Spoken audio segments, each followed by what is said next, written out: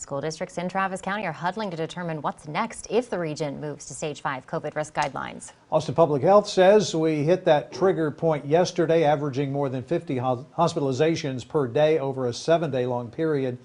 KXAN education reporter Alex Capriello shows us what could happen for students after the winter break. It was very scary.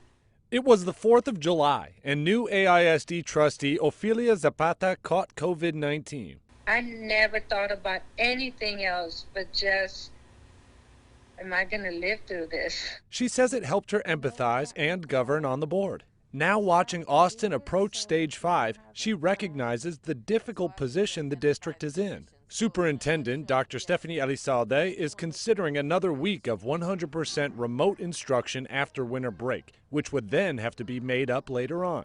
If that happens, on-site COVID testing will be offered to students, staff, and families. Extracurriculars may also be suspended. Our schools are probably some of the safest places our kids can be during the day. Other districts like Eanes and Leander say that shutting down is not currently an option. If they are in my building during the day, they are wearing masks. The Eanes superintendent says the health protocols on campus are working. He's minimized crowds at games to primarily families, but he says he won't be halting extracurricular sports unless he absolutely has to. Some of these kids, this is their senior year in band, senior year in cheerleading, senior year in football.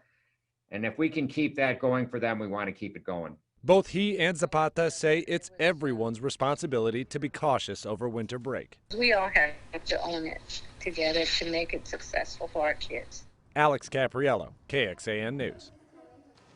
If the Austin ISD goes 100% virtual after the winter break, the district may add on days to the end of the year, remove days from spring break, or have students attend classes on some Saturdays in the springtime.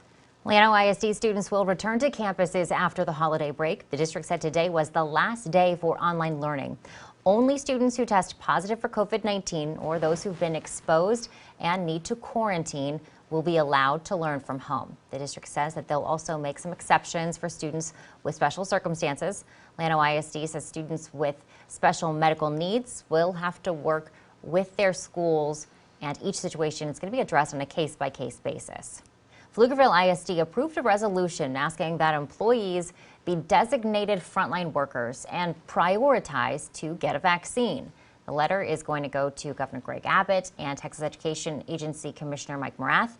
Austin ISD, Eanes ISD, and KIPP, a public charter school, have also sent letters.